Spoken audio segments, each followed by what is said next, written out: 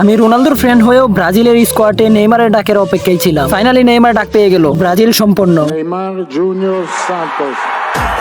Guys, নেইমারের ডাক শুনে পুরো পৃথিবী অনেক বেশি খুশি হয়েছে।